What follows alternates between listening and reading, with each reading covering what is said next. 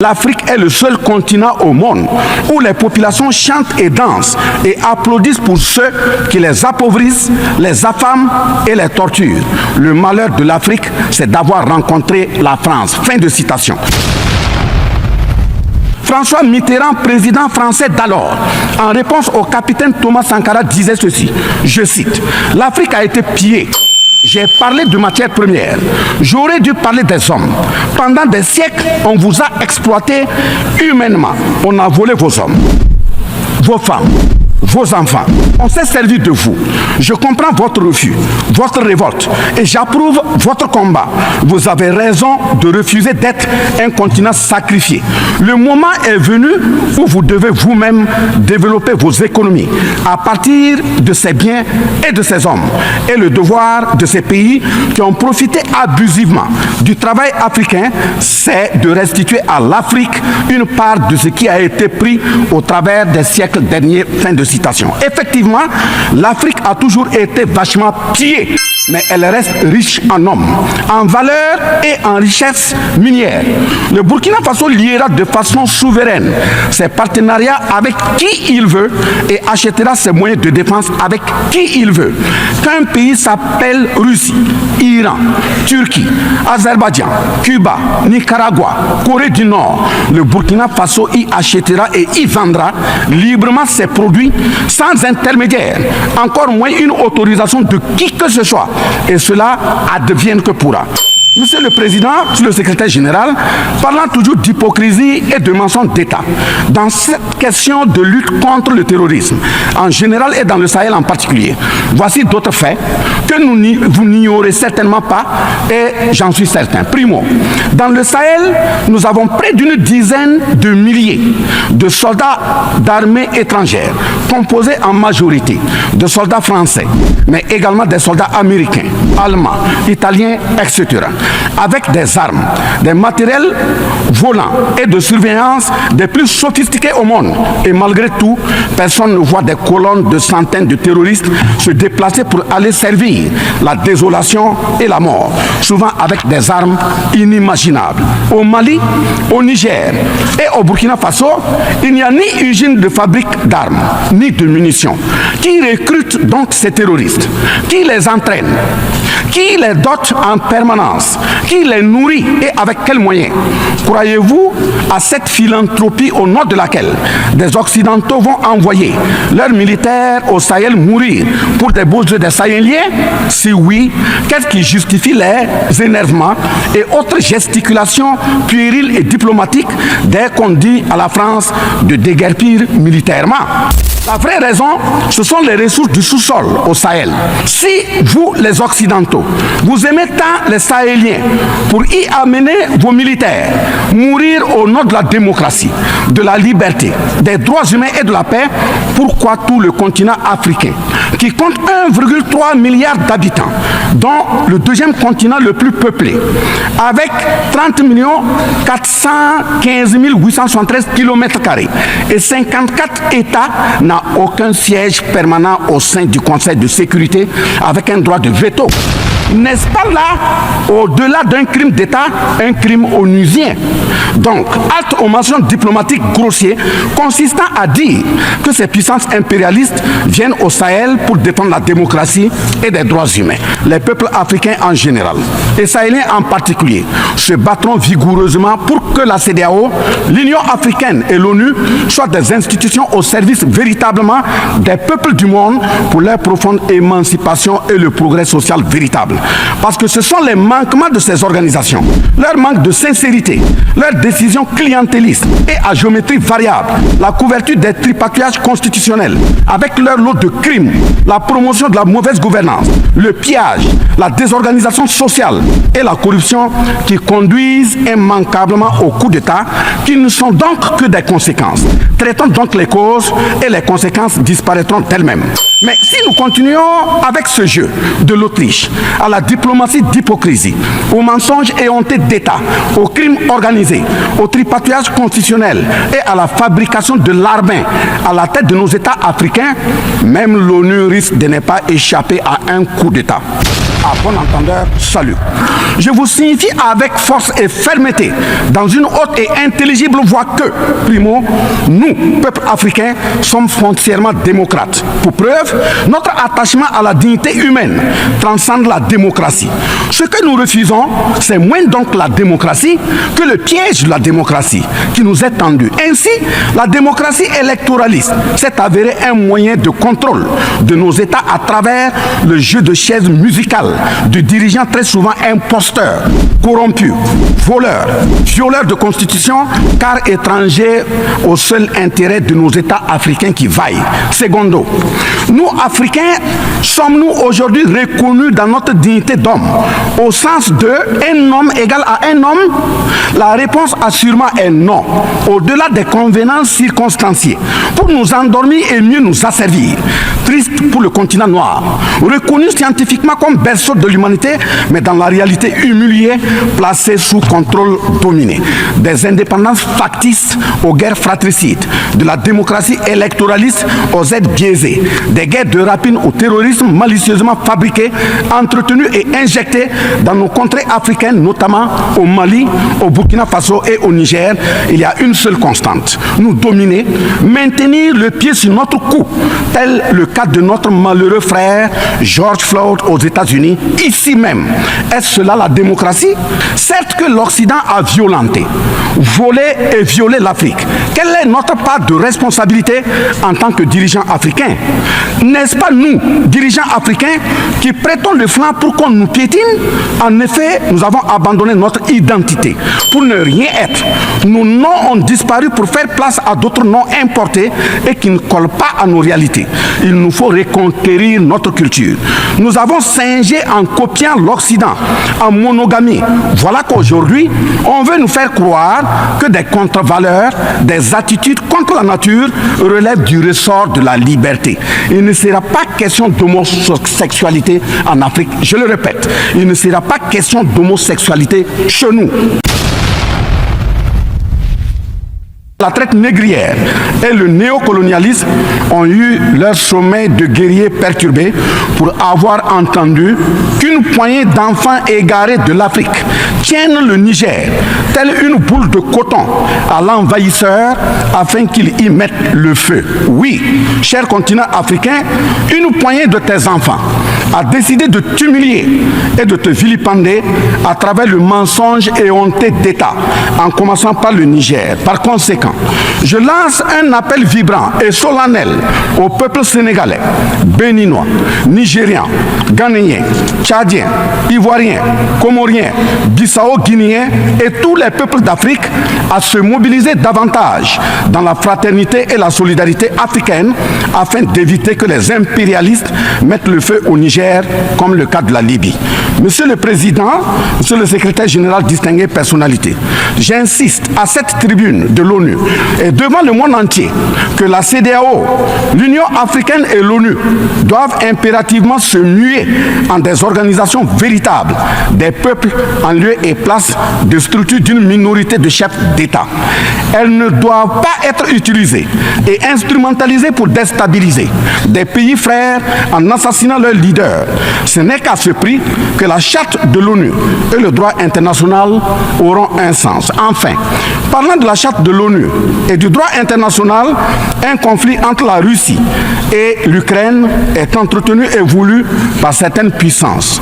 Ainsi, plusieurs pays occidentaux, notamment les États-Unis et l'Union européenne, y ont déversé toute sorte de soutien, notamment militaire. Les populations civiles ukrainiennes, engagées comme volontaires, dont certains pilotent même des chars, sont félicités et traités de patriotes. Le Mali, le Niger et le Burkina Faso font face à une guerre qui leur a été imposée par l'impérialisme sous le couvert de terroristes de toute acabit, sémant terreur et désolation.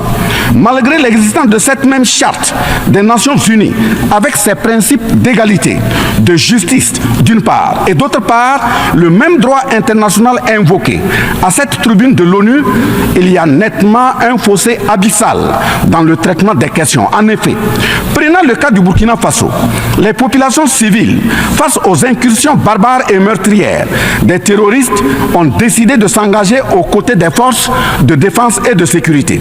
Ces populations ainsi engagées, formées et encadrées par les FDS, sont appelées des volontaires pour la défense de la patrie. Ainsi, au Burkina Faso, nous avons 58 000 VDP, dont 42 000 VDP communaux et 16 000 VDP nationaux qui combattent sur tous les fronts aux côtés des forces de défense et de sécurité formées, encadrées, orientées par elles.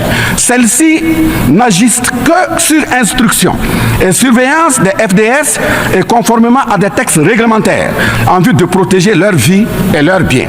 Ce sont ces patriotes que certains chefs d'État de la CEDEAO et de l'Union africaine, sur instrumentalisation de puissances impérialistes capitalistes, tentent de faire croire à la communauté internationale que ce sont des milices. C'est cela le mensonge éhonté d'État. Monsieur le Président, si la communauté internationale était honnête et sincère dans son engagement contre le terrorisme, il ne perdurera point, de sorte à ce que des populations civiles s'engagent et se forment pour assurer leur propre défense. Parlant d'un manque de franchise de cette communauté internationale, voici les exemples. Premièrement, lorsque le Mali, le Burkina Faso, le Niger et d'autres pays se sont organisés sur leurs frontières communes en mutualisant leurs forces pour faire face au terrorisme, la France est venue de nulle part imposer son instrument qu'est le G5 Sahel. Aujourd'hui, la CEDEAO, qui a subitement une force d'intervention pour établir des démocraties, a annoncé un apport de 2 milliards de dollars US. Mais à la création de cette G5 Sahel, jusqu'à nos jours, à sa vaporisation, cette CEDEAO n'a pu débourser que 25 millions de dollars, 25 millions de dollars US. Où est donc le sérieux dans la défense des vies humaines prônée par la Déclaration universelle des droits de l'homme et des peuples? Deuxièmement, le Burkina Faso subit des sanctions cyniques suite au coup d'État du 30 septembre 2022. Cette nébuleuse dite communauté internationale, sous l'impulsion de la France qui est passée par ses valets locaux en Afrique, a tenté d'abord de faire nommer un premier ministre au Burkina Faso en vain. Ensuite, ils sont passés à l'imposition de ministres dans des postes stratégiques au sein du gouvernement burkinabé en vain. Et enfin, ils ont négocié le maintien des relations afin que le capitaine Ibrahim Traoré mette en œuvre tout ce qu'ils décideront, condition sine qua non d'une durée à souhait au pouvoir. L'ayant aussi refusé, au nom de l'intérêt supérieur de son peuple, une avalanche de mesures répressives, de menaces, de tentatives de coup d'État, manœuvres immorales sont en élaboration dans des laboratoires criminels. Et malheureusement, toutes ces manœuvres et missions macabres sont pilotées en marionnettes téléguidées par des personnages de couloir présidentiel africains. C'est ainsi que même cette fameuse initiative d'Accra, sans le Mali, n'a pas fait long feu. Troisièmement, en plus des coupures d'aide, d'annulation de conventions de formation de nos forces de défense et de sécurité, nous assistons au blocage de notre matériel militaire commandé avec la sueur de nos compatriotes, toujours sous l'impulsion de la France. En exemple, pour les vecteurs aériens nécessaires pour le contrôle et la défense du territoire, nous avons eu un contrat avec le Brésil, dont la licence d'armes devait provenir de la Belgique, et le système de navigation de tir ainsi que des caméras des États-Unis d'Amérique, puis un moteur du Canada.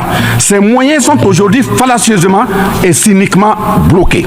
Vous parlez de défense des droits humains à cette tribune de l'ONU.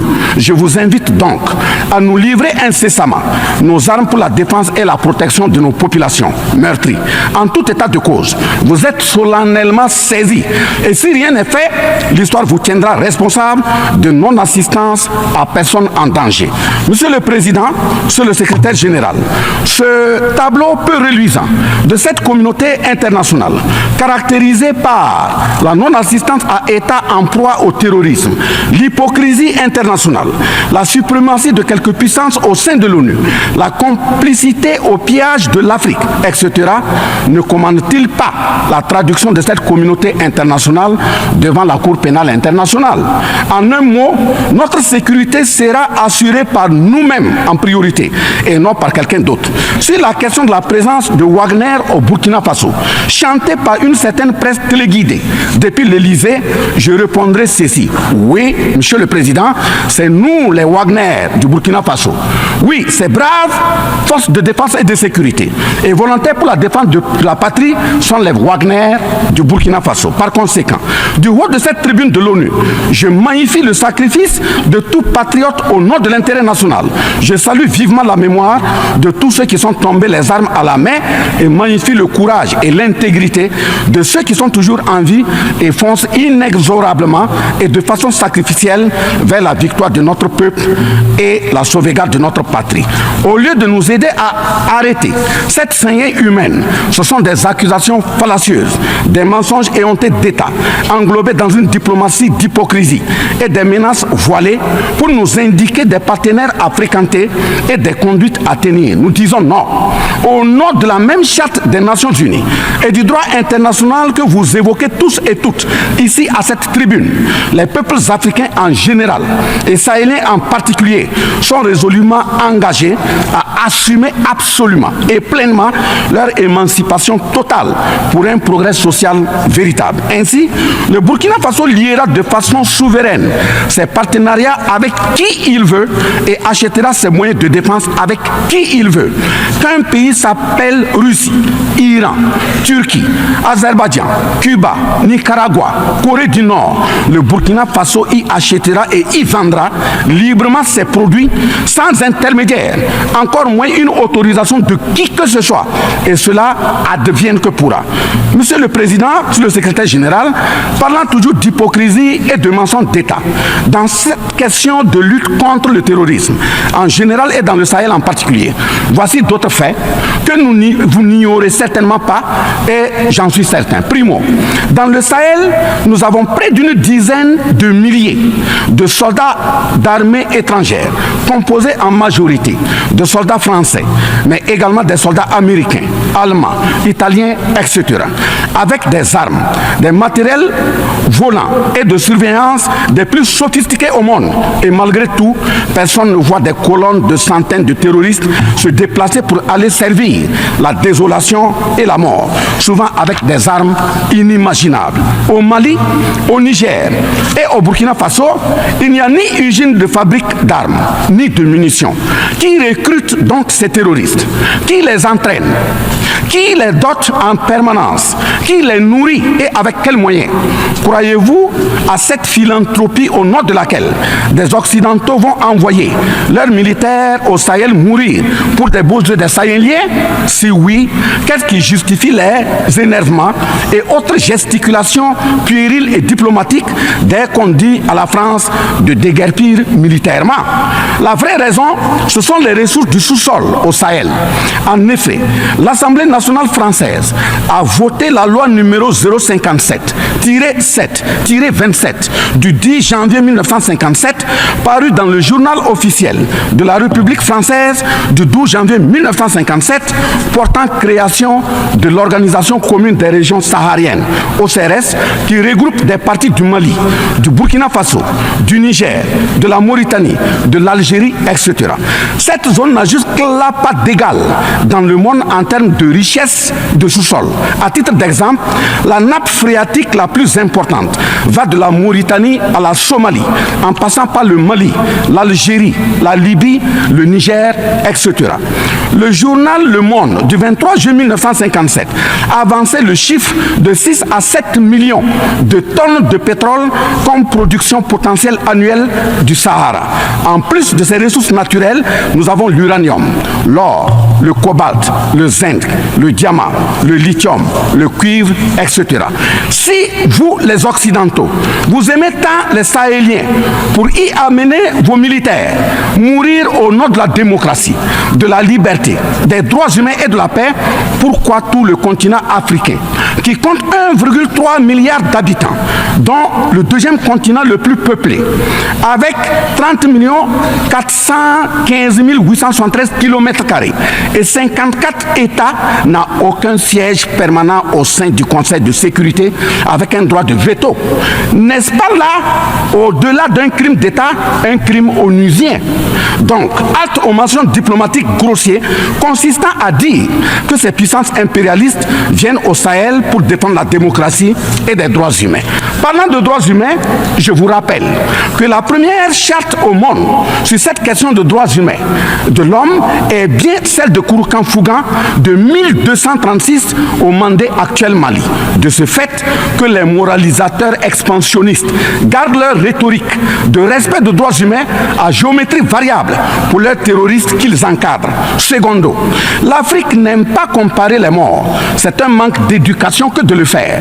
Par conséquent, je m'incline respectueusement sur la mémoire de toutes les nationalités ayant perdu la vie en Afrique en général et au Sahel en particulier. Ainsi, sur les sorties hasardeuses, condescendante et malheureuse du président de la République française Emmanuel Macron et qui frise souvent le ridicule tout en se glorifiant d'une hypothétique condescendance sur les peuples africains, je m'impose le devoir de lui faire un petit cours d'histoire sur sa propre histoire. Voilà pourquoi les salles de classe sont faites pour que les enfants apprennent les cours et grandissent bien, que de s'adonner à autre chose, au risque de se perdre à jamais. Mais pour commencer, je précise qu'aucun peuple africain ne s'est opposé au peuple français. Il n'y a pas donc de sentiment anti-français en Afrique. Il n'y en aura jamais du fait de notre légendaire hospitalité et amour du prochain. Il n'y a que les peuples africains refusent la condescendance, l'arrogance, l'insolence, la suffisance, le paternalisme, le pillage de ses ressources et le crime organisé. En effet, pour votre mémoire, Monsieur Emmanuel Macron, d'abord, je rappelle l'appel à travers la BBC en Angleterre le 14 juin 1940, lancé par votre propre grand-père, le général de Gaulle, à l'endroit de l'Afrique pour venir sauver la France des griffes des nazis. Comme rappel, nous avons 17 000 Maliens morts pendant les deux guerres mondiales, d'une dette de sang que la France semble avoir occultée. S'ils le veulent, qu'ils aillent dans le livre confère livre de Bakary Kamian, professeur agrégé de l'université Sorbonne. J'ajoute dans ce même document, à la page 344, au tableau 21, les vétérans soudanais des deux guerres. Il en résume un total du Burkina Faso, du Mali et du Niger à 82 208 combattants qui sont tombés. Et au niveau de l'Afrique occidentale française, il y a eu 154 519 combattants mobilisés, qu'ils se confèrent donc aux sources Henri Léger, rapport de fin de mission en AOF Dakar, le 13 juin 1950, archives du Sénégal, code 4 D 68, entre parenthèses 89, voire annexe 5. Ensuite, le 17 novembre 1986, François Mitterrand, président français d'alors, en réponse au capitaine Thomas Sankara, disait ceci, je cite, « L'Afrique a été pillée. J'ai parlé de matières premières. J'aurais dû parler des hommes. Pendant des siècles, on vous a exploité humainement. On a volé vos hommes, vos femmes, vos enfants. On s'est servi de vous. Je comprends votre refus, votre révolte et j'approuve votre combat. Vous avez raison de refuser d'être un continent sacrifié. Le moment est venu où vous devez vous-même développer vos économies à partir de ces biens et de ces hommes. Et le devoir de ces pays qui ont profité abusivement du travail africain, c'est de restituer à l'Afrique une part de ce qui a été pris au travers des siècles dernier, fin de citation. Effectivement, l'Afrique a toujours été vachement pillée, mais elle reste riche en hommes, en valeur et en richesse minière. Pour preuve, parlant de ses ressources minières, l'Afrique, c'est 30% des ressources minérales mondiales, 40% des réserves d'or, 33% des réserves de diamants, 80% des réserves de coltan, 60% des réserves de cobalt, 55% des réserves en uranium, etc. C'est pour la défense ferme de cette Afrique que la jeunesse africaine est plus que jamais debout. Monsieur Macron, avez-vous encore besoin d'un peu d'histoire pour vous remémorer? Enfin, bien avant cette sortie regrettable et donc malheureuse du président français Emmanuel Macron, il s'était attaqué comme tant d'autres de ses compatriotes politiciens à la maternité africaine. Et là aussi, je tiens à lui rappeler que l'Allemagne compte 80 millions d'habitants environ sur une superficie de 347 000 km² face au Congo qui a 95 millions d'habitants sur une superficie de 2 345 000 km². Deuxièmement, la Belgique compte 11 millions d'habitants sur une superficie de 30 000 km² face au Gabon qui a 2,5 millions d'habitants sur une superficie de 267 000 km². Troisièmement, la France compte 68 millions d'habitants sur 672 329 km² face à la Namibie qui compte 2,5 millions d'habitants sur une superficie de 825 000 km². C'est fort de tout ce qui précède que justement Aimé Césaire, paix à son âme, disait, je cite, « L'Afrique est le seul continent au monde où les populations chantent et dansent et applaudissent pour ceux qui les appauvrissent, les affament et les torturent. Le malheur de l'Afrique, c'est d'avoir rencontré la France. » Fin de citation. Certes que l'Occident a violenté, volé et violé l'Afrique. Quelle est notre part de responsabilité en tant que dirigeants africains? N'est-ce pas nous, dirigeants africains, qui prêtons le flanc pour qu'on nous piétine? En effet, nous avons abandonné notre identité pour ne rien être. Nos noms ont disparu pour faire place à d'autres noms importés et qui ne collent pas à nos réalités. Il nous faut reconquérir notre culture. Nous avons singé en copiant l'Occident, en monogamie. Voilà qu'aujourd'hui, on veut nous faire croire que des contre-valeurs, des attitudes contre la nature relèvent du ressort de la liberté. Il ne sera pas question d'homosexualité en Afrique. Je le répète, il ne sera pas question d'homosexualité chez nous. Monsieur le Président, ce qui vient d'être décrit sont les étiquettes profondément malheureuses d'une ONU aujourd'hui résumée qu'à sa portion de forme car 1,2 milliard de personnes sont plongées dans la misère. 2 000 milliards de dollars US dans l'armement. 20 fois le budget de l'ONU dans le nucléaire. Sur les questions de développement, l'Afrique reçoit du FMI et de la Banque mondiale 34 milliards de dollars contre 160 milliards de dollars pour l'Occident. La paralysie du Conseil de sécurité de l'ONU, la paralysie de l'Organisation mondiale du commerce, la montée des tensions suite au repositionnement géostratégique. L'Organisation mondiale du commerce également encore bloquée. Le Fonds monétaire international, FMI et la Banque mondiale qui fonctionnent en véritable usurier. L'Organisation mondiale de la santé qui est de plus en plus dominée par les firmes pharmaceutiques de rente, donnant ainsi une priorité commerciale que sociale aux vaccins tels que le vaccin contre la Covid-19. L'ONU qui devient de plus en plus l'ombre d'elle-même de par les tentatives de sa prise en otage par un conglomérat de puissances internationales impérialistes, brouillant ainsi la clarté et le sérieux dans ses prises de position, etc. Par conséquent, les peuples africains en général et sahéliens en particulier se battront vigoureusement pour que la CEDEAO, l'Union africaine et l'ONU soient des institutions au service véritablement des peuples du monde pour leur profonde émancipation et le progrès social véritable. Parce que ce sont les manquements de ces organisations, leur manque de sincérité, leurs décisions clientélistes et à géométrie variable, la couverture des tripatouillages constitutionnels avec leur lot de crimes, la promotion de la mauvaise gouvernance, le pillage, la désorganisation sociale et la corruption qui conduisent immanquablement au coup d'État qui ne sont donc que des conséquences. Traitons donc les causes et les conséquences disparaîtront d'elles-mêmes.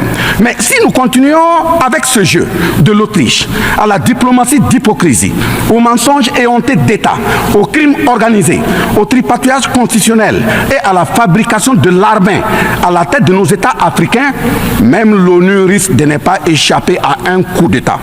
À bon entendeur, salut. Dans ce sens,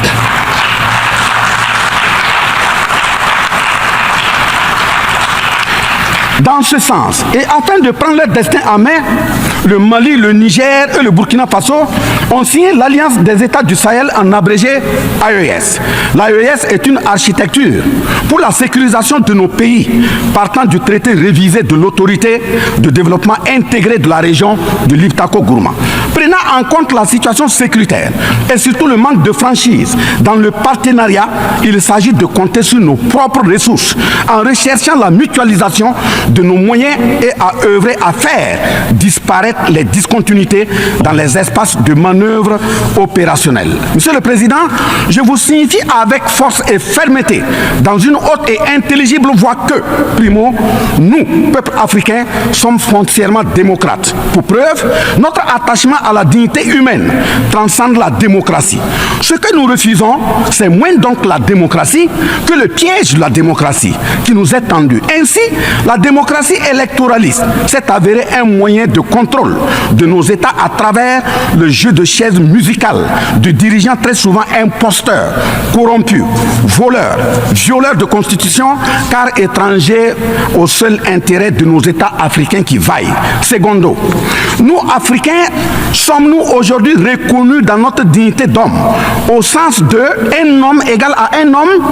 La réponse assurément est non, au-delà des convenances circonstanciées, pour nous endormir et mieux nous asservir. Triste pour le continent noir, reconnu scientifiquement comme berceau de l'humanité, mais dans la réalité humilié, placé sous contrôle dominé. Des indépendances factices aux guerres fratricides, de la démocratie électoraliste aux aides biaisées, des guerres de rapine au terrorisme malicieusement fabriquées, entretenues et injectées dans nos contrées africaines, notamment au Mali, au Burkina Faso et au Niger. Il y a une seule constante: nous dominer, maintenir le pied sur notre cou, tel le cas de notre malheureux frère George Floyd aux États-Unis, ici même. Est-ce cela la démocratie? Et il se trouve des partisans de cette conception étriquée de la liberté pour justifier intellectuellement l'asservissement et la barbarie contre nos peuples en lutte pour leur dignité et leur souveraineté au nom d'un principe paradoxal de liberté qui, in fine, assassine la liberté. Oh liberté, quel crime n'a-t-on pas commis en ton nom? C'est pourquoi nous décidons désormais de dire non. Non à tous ces amis qui veulent du bien au point de nous menacer de guerre pour imposer leur amitié. Nous adapterons notre démocratie tant brandie et chantée par des loups dans des pots de bélier afin de sécréter par nous-mêmes le leadership politique adéquat pour nos peuples en vue de leur bonheur. Oui, l'émancipation totale et le progrès social véritable pour nos peuples constituent la finalité de toute action, qu'elle soit politique, économique, socio-culturelle et ou sécuritaire. Troisièmement, les peuples africains en général et ceux sahéliens en particulier ont découvert des chaînes d'aliénation économique, sécuritaire, socio-culturelle matérialisées en accord secret avec la France et sont engagés à les casser pour leur émancipation véritable. Ce sont entre autres, premièrement, la dette coloniale. Nous n'allons pas fermer les yeux et la payer tout en laissant nos populations mourir de faim et de soif et voire de maladie. Deuxièmement, la question de la monnaie dont le franc CFA, appelé franc des colonies françaises d'Afrique, n'est pas une priorité africaine. Au plan juridique, la propriété est le droit de jouir et disposer des choses de la manière la plus absolue. Confère article 544 du Code civil français chez eux-mêmes. Un brevet est donc détenu par la France sur le franc CFA. Elle est par conséquent propriétaire du franc CFA et elle la loue aux États francophones africains. Ce qui est marrant en plus est que le billet produit par la France pour l'Afrique de l'Ouest diffère de ceux de l'Afrique centrale en valeur monétaire sous la même appellation franc CFA. Le seul document reconnaissant le franc CFA est le décret numéro 45-0136 du 26 décembre 1945 dont les signataires furent Charles de Gaulle, président du gouvernement provisoire, René Pleven, ministre des Finances et Jacques Soustel, ministre des Colonies. Quatrièmement, la priorité aux intérêts aux entreprises françaises dans les marchés publics et appels d'offres publics, c'est terminé. Cinquièmement, le droit exclusif de fournir des équipements militaires et de former les officiers militaires des colonies, là également c'est terminé, etc. Quatrièmement, Personne n'applaudit un coup d'État. Mais si nous ignorons que ces coups d'État sont souvent des conséquences de la mauvaise gouvernance et des tripatouillages constitutionnels pour s'offrir des mandats supplémentaires, il y en aura toujours. Donc, ayons la lucidité de combattre les vraies causes en restant exigeants sur le respect des règles démocratiques et de la bonne gouvernance. Cinquièmement, les peuples africains ne sont pas opposés au peuple français, mais c'est plutôt la politique française, pleine de condescendance, qui est rejetée. En effet, la France, en refusant le rapatriement de son ambassadeur récusé au Niger, est une violation du droit international, notamment l'article 9 alinéa 1 et 2 de la Convention de Vienne sur les relations diplomatiques de 1961. En décidant de l'interdiction des artistes du Burkina Faso, du Mali et du Niger en France, c'est une méconnaissance très grave de la portée culturelle en tant que moteur d'équilibre familial, communautaire, voire national. L'artiste est un médecin du psychique, même à distance. En déclarant qu'ils ne veulent pas de chômeurs, de migrants, de voleurs, etc. en France, nous en Afrique en général, et au Sahel en particulier, ce sont les producteurs de chômeurs et de voleurs via le pillage cynique de nos ressources que nous ne voulons pas. Mais sincère reconnaissance au peuple du monde, à l'ensemble des personnalités à tous les niveaux dans le monde qui comprennent et accompagnent le Burkina Faso, le Mali et le Niger dans cette montée certes difficile, mais s'adresse totale sur le chemin de la pleine émancipation, l'expression de la dignité, de l'honneur, de la liberté, de l'égalité, de la prospérité, de la justice et donc de la paix. Face à la situation que traverse le Burkina Faso, le gouvernement burkinabé a mis en œuvre des actions vigoureuses à travers l'adoption d'un nouveau plan de développement, le plan d'action pour la stabilisation et le développement et ses 4 axes prioritaires qui sont, premièrement, la lutte contre le terrorisme et la restauration de l'intégrité territoriale. Deuxièmement, la réponse à la crise humanitaire. Troisièmement, la réponse de l'État à l'amélioration de la gouvernance.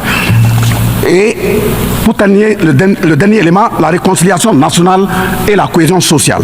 Ces efforts visent à offrir à la population burkinabé de meilleures conditions de vie, tout en saluant l'ensemble des partenaires à travers le monde qui nous accompagnent. Nous invitons vivement ceux qui sont toujours dans le doute ou tétanisés par des rapports au contenu faux qu'ils sont les bienvenus au Burkina Faso à condition que le partenariat cadre avec la vision de la transition résumée dans ces 4 axes.